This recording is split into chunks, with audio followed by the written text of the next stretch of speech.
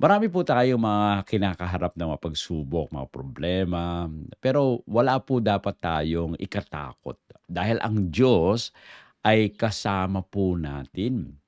Ang sabi po sa 2 Thessalonians 3:3, ngunit ang Panginoon ay tapat na magpapatibay sa inyo at mag-iingat sa inyo laban sa masama. Ang ganda po ng pangako na ating Panginoon. Ang Diyos mismo, hindi po siya nagbabago. No? Siya po ay tapat. No? Ang katatagan ay nasa Kanya. Ang banal na pag-iingat ay Kanya po ibinibigay, no? Sa lahat po ng nagtitiwala sa Kanya. Kaya nga, mamuhay po tayo, no? Na katulad nung mga namuhay noon sa panahon ng Tesalonika sa ilalim po ng matinding pagsubok, ng mga maling katuruan, mga pag-uusig at takot. Hindi po sila itinuro ni Pablo na umasa sa mga ginhawa, no, na kaligayan po nila, kundi sila po ay tinudyukan na magtiwala, na matibay, at tiyak. Dahil ang sabi po niya doon, ngunit ang Panginoon ay tapat. Ang ating seguridad po ay hindi nakasalalay sa sitwasyon, kundi sa katapatan ng Diyos. Sabi po ni Ellen White sa Steps to Christ, page 72, ang katapatan ng Diyos ang pundasyon ng pagtitiwala ng mananampalataya. Kaya nga, napaka-importante.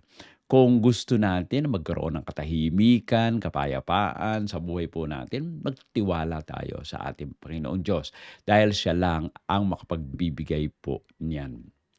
Tingnan po muli natin yung ating pong text sa English, no? 2 Thessalonians 3:3. But the Lord is faithful, who shall establish you and keep you from evil.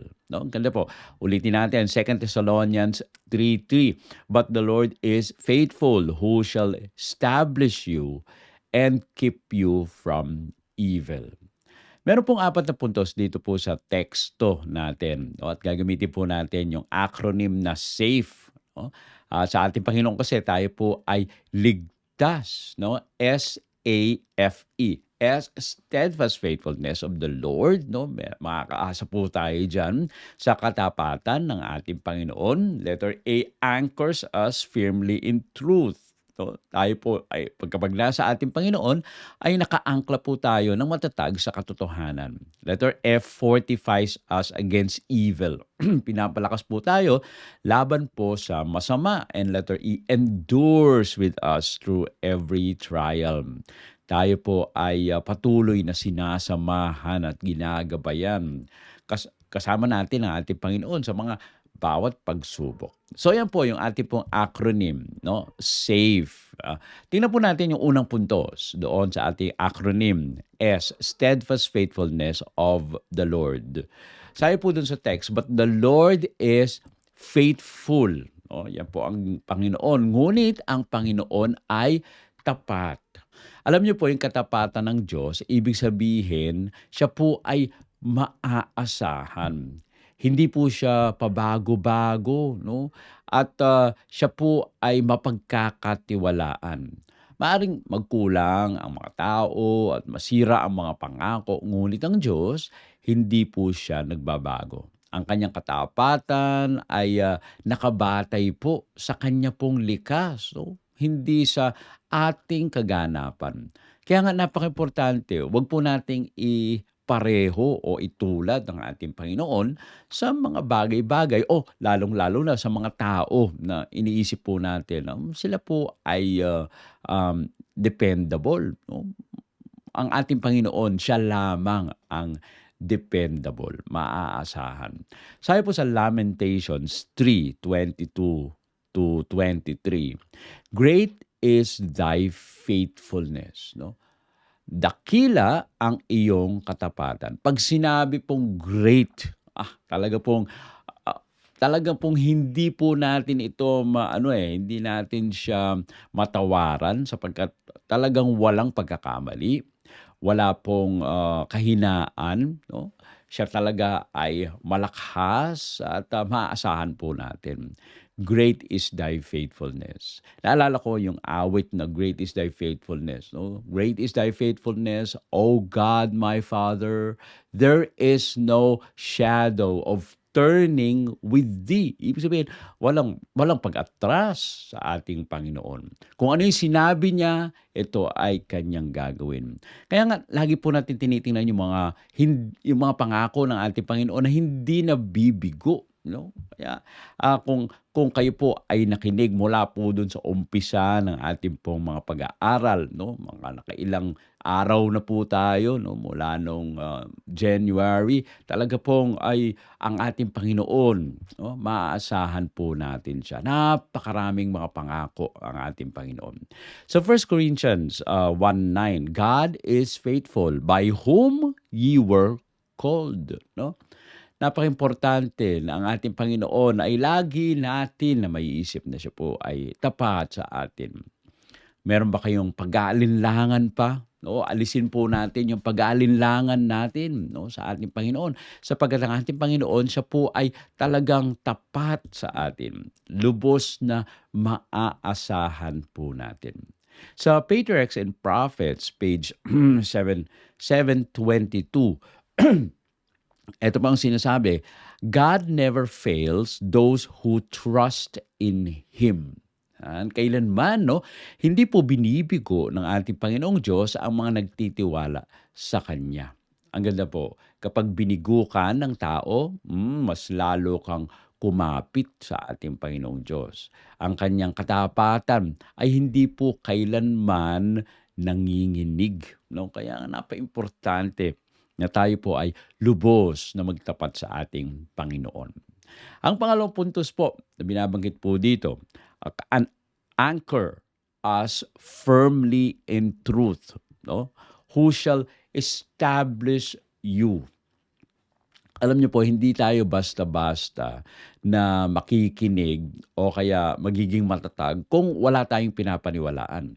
Usually, kung titingnan po natin, kapag kayo ay nasa opisina at meron kayong tinatayong prinsipyo, pinaglalaban po natin yan. No? Kahit ano pa ang mangyari, pinaglalaban po natin yan. Gusto natin na hindi tayo ang babaguhin, kundi ang mga tao na hindi tama yung prinsipyo. Especially kung ito po ay rules, no? Rules sa inyong opisina, no? At rules din sa bansa. Talagang magkakademandahan, no? At gusto natin tayo ay tumayo doon sa prinsipyo at doon sa tama. Ganon din dito. Kapag tayo po ay nagbabasa ng banal na kasulatan at ito ay nakatanim sa isipan natin na ito yung tama, hindi po tayo matitinag. Dahil ang Panginoon mismo, He will be the one to establish us to stand firm doon sa mga nabasa natin sa banal na kasulatan. Kaya kung titingnan po natin, yung pag-establish, ang ibig sabihin po diyan, yung pagpapatibay ay nangangahulugan tayo po ay palalakasin, no? Tayo po ay patatatagin at sisiguraduhin na tayo nakaangkla. Pag pinatatag po natin ang ating pong sarili sa Diyos na may pananampalataya, no? Ang buhay po natin, hindi po yan manginginig kahit ano pa ang mangyari, no? Papanatilihin tayong nakaugat sa katotohanan sa gitna ng mga kaguluhan, no? O kalikuan at sa mga gitna ng kalituhan, hindi po tayo, no, matitinag. Kaya napaka-importante, iangkla po natin ang sarili natin sa ating Panginoon sa Kanyang banal na salita. Huwag po tayong makinig sa mga sabi-sabi. Kapag ang mga salita na nakipapakinggan natin ay hindi nakaayon sa banal na kasulatan, huwag po tayong maniwala dahil kailangan ang angkla po natin dun mismo. Sabi po sa Psalm 112:7, His heart is fixed, trusting in the Lord. No? Ang kanyang puso ay matatag, no? Nagtitiwala sa ating Panginoong Diyos. Saan tayo magtitiwala? Sa sabi-sabi? Actually, kahit po ano, napakinggan po natin ito sa mga members of the church, kailangan rin po natin i-test, totoo ba yung sinabi nila? Saan sa banal na kasulatan yung kanila pong sinabi, 'no? Kahit pa sinabi nila na, "Ay, sinabi sa akin ng Panginoon, pinanalangin ko 'yan," 'no?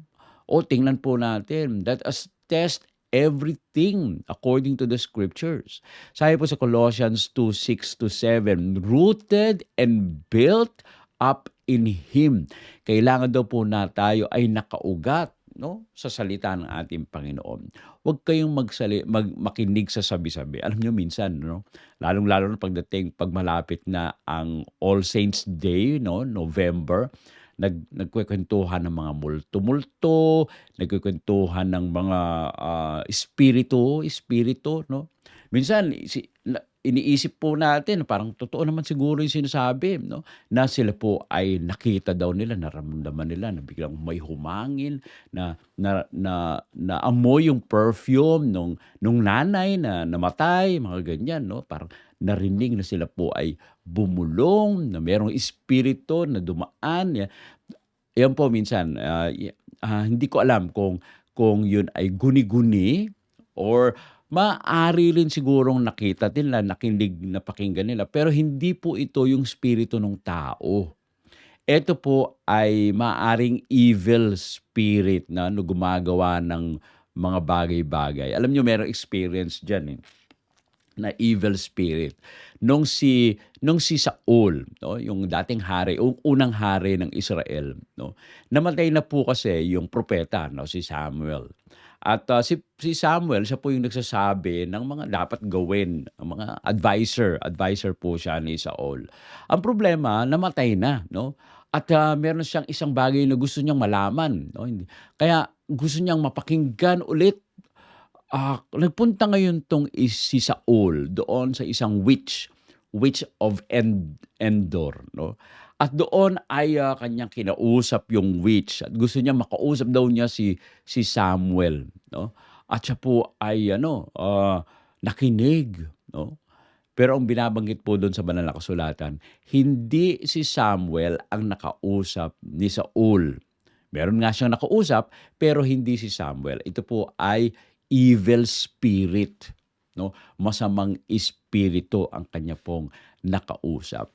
So, ibig sabihin maaaring yung mga kaibigan po natin, mahal na hindi hindi po natin sila pinagtatawanan o ganyan, ano. Pero kung ano yung sinasabi sa banal na kasulatan, halimbawa sinabi ng testimony ng tao, ano mas papaniwalaan po natin? Yung testimony ng tao na nakita niya yung kanyang kamag-anak o yung lolo na nagpakita sa kanya, o papaniwalaan po natin yung sinabi sa banal na kasulatan na hindi 'pag namatay na, hindi na 'yan bumabalik, 'no. 'Pag namatay na, hindi yan espiritu na umiikot, eto ay mga evil spirit. So, ano paniniwalaan po natin? Siyempre, ang paniniwalaan po natin yung nasa banal na kasulatan, that these are evil spirits, okay? Maging matatag po tayo doon dahil sa kapag ganyan ang mangyari, napapaniwalaan po natin yung mga ano, mga sinasabi ng ibang tao which is against the Bible, 'no, tayo po ay mapapariwara. Sabi po sa Education, page, 253, those who place their trust in God will be firmly established. Okay? So, napaka-importante po, 'no, na pagtiwalaan po natin ang salita ng ating Panginoong Diyos. Magtiwala tayo sa Diyos dahil ito, ang result po nito ay magiging matibay tayo na matatag, 'no, manatiling nakaugat, 'no, sa salita ng ating Panginoong Diyos. Yung pananampalataya po natin ay magiging matatag at hindi po tayo madaling matitinag. Okay? So, yung pangatlo po na puntos, F, fortifies us against evil, 'no, and keep you from evil, 'no, at iingatan po tayo na malayo laban sa masama. Alam niyo yung pag-iingat po ng Diyos ay spiritual po ito at moral, 'no. Pinoprotektahan niya tayo laban sa mga kapangyarihan ng masama.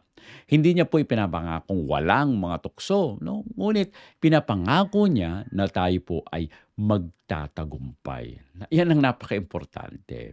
Sa buhay po natin, mangyayari yung mga ibang mangyayari 'no. Mga masasamang isipan ng mga tao, tayo pa yung lolokohin, tayo po ay gagawan ng hindi totoong usap 'no. We will be accused falsely 'no, yan po ay mangyayari pero ang napakaimportante maging matatag tayo na nananampalataya sa ating Panginoon. Dahil ano pang gagawing paninira po sa atin, tayo pa rin ay magiging matatag kung tayo ay nagtitiwala sa ating Panginoon. Sabi po sa John 17:15, "Keep them from evil." 'No? Ano man ang mga dumadating sa buhay po natin, iingatan po tayo laban sa masama. Yan po ang sabi dito, 'no? Although tayo ay kumakaharap, ay hindi tayo exempted po, eh, actually, doon sa mga masasamang isipan ng mga tao. Pero tayo po ay magiging payapa pa rin dahil iingatan tayo ng ating Panginoon laban sa mga masasama.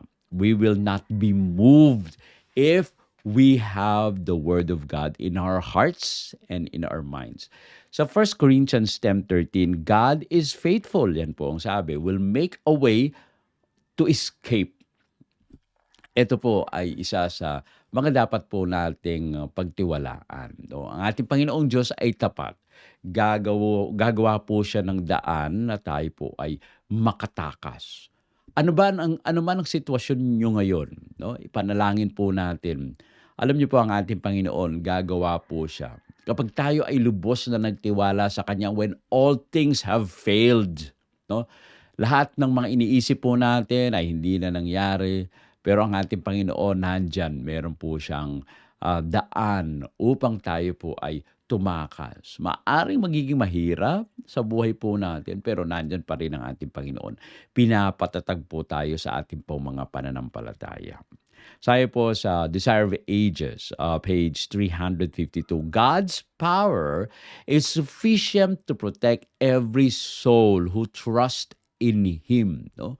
Ang kapangyarihan po ng Diyos ay sapat upang ipagsanggalang ang bawat kaluluwang nagtitiwala sa Kanya. Now, ang tanong po ngayon, ikaw ba'y nagtitiwala sa ating Panginoon? Ang Kanya po bang sinasabi ay nasa isipan po ba natin? Sa dami-dami ng mapapangako ng ating Panginoon, lahat po ba yun ay nasa pinagkakatiwalaan na ba natin yung sinabi ng ating Panginoon?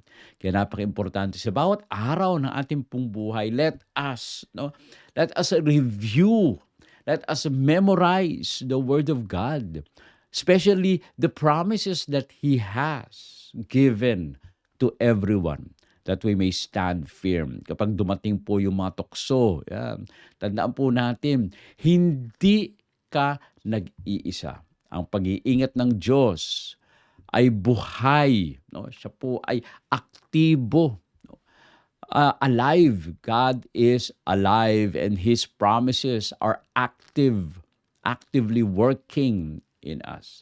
Kaya lubos tayo magtiwala sa ating Panginoon. Ang pang-apat po ay letter E, no? Endures with us through every trial. O ang proteksyon ng ating Panginoon hindi po niya inaalis, no? Kahit pa merong mga paghihirap, dinadala po tayo ng ating Panginoon sa kapayapaan, sa gitna po no, ng mga problema. Hindi po niya ibig sabihin na nanalangin na tayo. O eto, tanggalin ko na to.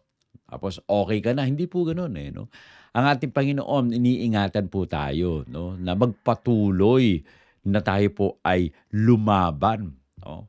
Dahil eto rin ang mga panahon na tayo po ay nagiging matatag, nagiging malakas, at tayo po ay nagiging tapat na tayo magtiwala sa ating Panginoon. Dahil hindi po tayo i-a-abandon ng ating Panginoon. Maaaring magkasugat po tayo, maranasan po natin yung mga masasama sa paligid po natin, pero tayo pa rin ay magtatagumpay. Hindi po niya inaalis yung sakit. 'Di ba po kapagka, meron tayong, word kapag kayo naggi-gym 'no, makikita niyo doon sa wall no pain, no gain, no? Hindi kayo hindi po kayo lalakas kapagka hindi kayo nakakaranas ng sakit, no, ng mga kalamnan po ninyo lalo na sa mga umpisa, no? At kapag kayo po ay nag-change na ng bigat ng inyong, mga dumbbells ay, mararamdaman niyo pa rin yung sakit. Pero sa huli, ano nangyayari? Lumalakas po tayo. Kaya napakaimportante rin 'yan. May pagsubok man dumadating, magtiwala tayo sa ating Panginoon dahil siya ang kasama po natin. Sa Isaiah 41:10, ito pa ang sabi, "Fear not, for I am with thee." Yan. Dumating yung pagsubok, huwag tayong matakot dahil kasama po natin ang ating Panginoon. May kinakaharap kayong mga problema, huwag kayong matakot dahil kasama mo ang ating Panginoon. Yan ang pangako po niya. Hindi po sa akin ito nanggaling. Ito po ay galing sa banal na kasulatan sa Isaiah 41:10. Sabi naman sa Romans 8:38-39, "Nothing shall separate us from the love of God." No? Walang makapaghihiwalay po sa atin sa pag-ibig ng ating Panginoong Diyos. No? Kahit pa ito ay nasa bingid tayo ng kamatayan, no? Kahit pa mga principalities at kung ano-anong mga bagay, kahit pa na yung mga tao na parang nakakatakot at may kapangyarihan na tapusin yung buhay po natin, huwag po tayong mag-alala. No? Dahil tayo ay nasa ating Panginoon. Now, dito sa mundo, maraming mangyari. No? Meron talagang kamatayan tayo. Hindi lang natin alam kung kailan. Kung ang masama ay gamitin na maging sukdulan ang sukdulan po natin ay tayo ay mamatay, ang pangako pa rin ng ating Panginoon, meron tayong buhay na walang hanggan. Kaya 'wag po natin itong kalimutan. Ang sabi po ni Ellen White sa Prophets and Kings, no, page 545, "The Lord does not forsake His children in the hour of trial." No? Hindi po tayo iniiwanan ng ating Panginoon kapag tayo po ay nasa oras ng pagsubok. No? Hindi po katulad niyan ng kapagka, 'di ba, may mga time, no, tayo po ay may testing tayo, no? Ang ating Panginoon nandiyan 'pag may test sa buhay po natin. Hindi po tayo iniiwanan. Kaya nga, huwag po natin sukatin, no, yung pag-aaruga ng ating Panginoong Diyos sa kawalan ng pagsubok, no. Sukatin po natin ang kanyang presensya na nagpapalakas sa atin, no. Dahil alam niyo kapag kayo ay nananalangin at may mga pagsubok na dumadating, kayo ay nananalangin, dumarating sa isipan po natin at nararamdaman po natin ito na tayo po ay nagiging payapa. Walang ibang makapagbibigay po niyan ng kapayapaan kundi ang ating Panginoon na lamang. Sa gitna po ng maraming mga pagsubok na dumadating po sa atin, kapag kayo ay nanalangin at hilingin niyo ang kapayapaan mula sa ating Panginoong Diyos, tayo po ay nagiging payapa. Hindi naalis yung problema, pero tayo po ay payapa. Nakakaranas po tayo. Kapag kayo kasi ay tayo ay peaceful, no? At tayo po ay relaxed, nakakaisip po tayo at binibigay ito ng ating Panginoon, nakakaisip po tayo ng mga solusyon doon sa mga problema. At hindi po ito galing dahil sa magaling po tayo, kundi ito'y binibigay rin ng ating Panginoon. Kaya nga napakaimportante, no? Simple lang po ito na mensahe po sa atin ni Pablo. Ano man ang mga banta, ang Panginoon ay tapat. Okay? Magtiwala po tayo sa katapatan ng ating Panginoon Diyos. Araw-araw manalig po tayo na nakaugnay sa katotohanan ng ating Panginoon. Umasa po tayo sa kanyang pag-iingat at patuloy tayo na magkaroon ng kumpiyansa sa ating Panginoon. Sabi po niya sa Psalm 121:7, "The Lord shall preserve thee from evil." No? Ang ganda po ng binabanggit po dito. At doon pa sa Steps to Christ, page 68, safety lies in trusting fully in God. No? Kung gusto niyo maging safe, magtiwala po tayo ng lubos sa ating Panginoon. So tandaan po muna, ulitin po natin yung ating pong acronym. No? SAFE, S, steadfast, faithfulness of the Lord, 'no? Tapat ang ating Panginoong Diyos. Letter A, anchors us firmly in truth, 'no? Kapag tayo nagtiwala sa ating Panginoon ay, pinapatatag po tayo, 'no, na magtiwala sa kanyang mga salita. And letter F, fortifies us against evil, 'no? Binibigyan tayo ng lakas para lumaban at panghuli, endures with us through every trial. Kasama po natin sa pagsubok. Alam niyo po, kapag kayo ay naglalayag, 'no, nakakita tayo ng mga parola, 'no? Meron tayong nakikita na, lighthouse, 'no? At, hindi po 'yan nawawala 'pag dumadating yung bagyo. Pero ito yung dahilan tayo po ay naliligtas. Kapag tayo ay nakikita natin ang ilaw, ang sa salita ng ating Panginoong Diyos, hindi po tayo mapapahamak. Ganyan po ang ating Panginoon. Ang kanya pong, pag-iingat ay nasa atin sa pagkabila ng bagyo. Ang kanyang katapatan ay nandyan. Kaya kailangan tayo ay magtiwala sa ating Panginoong Diyos dahil siya po ay tapat sa bawat isa sa atin. Tayo po ay manalangin.